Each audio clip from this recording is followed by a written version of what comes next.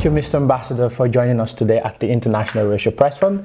Once again, it's a pleasure meeting you today, and it's a great honor, of course, to be sitting right beside you today as a long-term friend of Mr. Umud, the president of the International Racial Press Fund. I believe your trip to Azerbaijan has been for the past 2 weeks, if I'm not mistaken. And, I would like, to gain and to learn about your trip, your experience in Azerbaijan. And I would like to, to ask a few questions, of course, with your permission. Thank you again, once again. Thank you for coming to our... My pleasure. Thank you, sir. My pleasure. So, Mr. Ambassador, first, as someone that I've been seeing you for the past few days, I'd say, or weeks, what is the purpose of your visit to Azerbaijan this time around? Well, that's a good question. Before coming to the purpose of my visit to Azerbaijan, you should know that I've been to Azerbaijan many times before, and I even served as the Albanian ambassador to Azerbaijan from 2013 2016, and I've definitely grown such a great admiration for the country. This is, I don't know how many trips I've made him, I have no idea, I've lost count, but this particular trip was by the invitation of Air Center and AIDA, which is the International Agency for Development of Ministry of Foreign Affairs. And they asked me to write a paper, a research paper on the Azerbaijani cultural and historical heritage destroyed by Armenia during the occupation. And that has really been a very intensive and extensive as well work, which I've submitted. So, I'm proudly, I don't do things I believe. I don't believe, of course, but, and honestly, what I found out on the research paper, it's really amazing. And for that matter, since we are at this topic, the archives of the International Euro-Asia Press Fund has been absolutely amazing, and they've given me so much information. And their president, Mr. Umut Mirzayev, whom I've known for ages, more than 10 years, of course. I mean, he's such a patriot. I mean, he's 30 years at least on, on the conflict and internationalizing the case of not the Azerbaijani, but the Karabakh occupation from Armenia. What he has done is an amazing contribution to his own country, which I respect very much, really. Right. Talking about your, your experience with Mr. Umud for a long-term relationship, could you just share with us how you've got to know him as a friend, I'd say? Oh, my good heavens now. I think I've known him from his daughter, who was a student in one of the Young Diplomats Forum, who took place in Ankara, maybe 2013. I don't remember exactly the time. Of course. But I was so much impressed that there was a group of probably about 50, 60 future young diplomats from all over the world. Yes. And I was so impressed by that young lady with the love and admiration she had about the country and how much she loved the country and how much she wanted to serve the country. Right. And I said, well, this must come from a very nice family. Okay. So, and then we kept in touch. Of course, I supported her on recommendation letters that she wanted to do on jobs and I don't know, other future studies, with the belief that, what I've seen to her, the love for her own country, it's such an admirable sentiment that people should have. And then I got to know her family.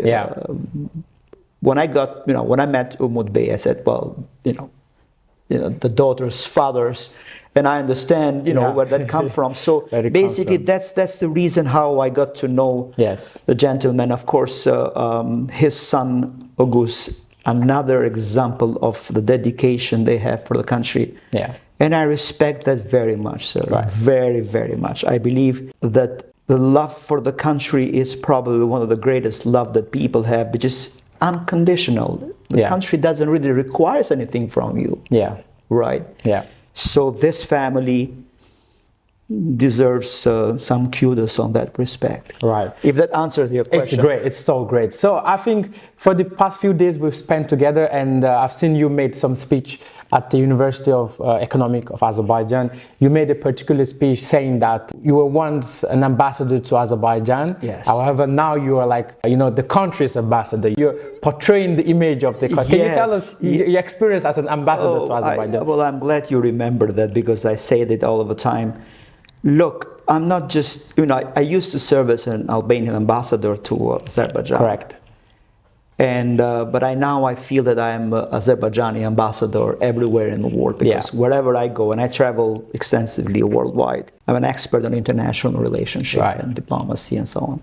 And I speak about Azerbaijan with the greatest admiration for a country, its people, and especially what is happening now in Karabakh region after the liberation of that region from the occupation, illegal occupation, criminal occupation, I should say, by Iranian forces. What I've seen there is a country in rebirth. They are developing at a very, very fast speed. That means that there is hope.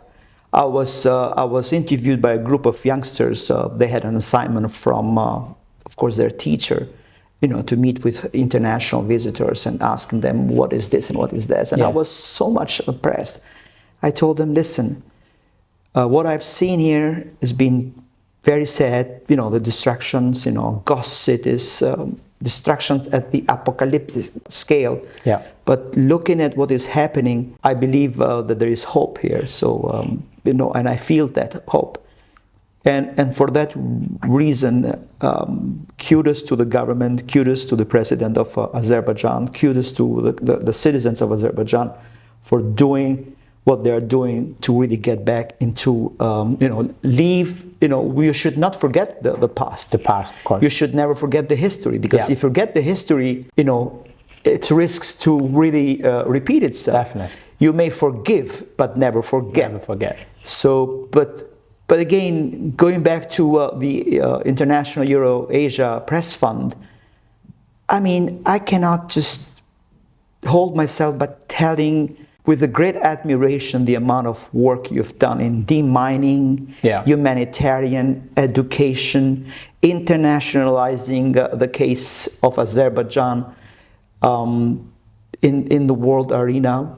And you've really done a lot of work, I guess. Thank you. If not the best, you are among the best organization in Azerbaijan. And I think you deserve to be elevated to a much, international level. Right. And I'm definitely going to assist you on that direction. Just for last question, without taking much of your time, would you share with us what are your future plan with IEPF in the future to come? Oh, that's a good question, which requires a specific interview. I cannot just tell you all about it. Of course. Because there is a lot of, number one, I'm assisting, and I will be helping you, elevate, as I said, on international. Because your organization has a great reputation in domestic level. But you definitely need to be at a much higher level. And of course, your role is helping Azerbaijan, and of course, helping Azerbaijan through the efforts that your government is doing.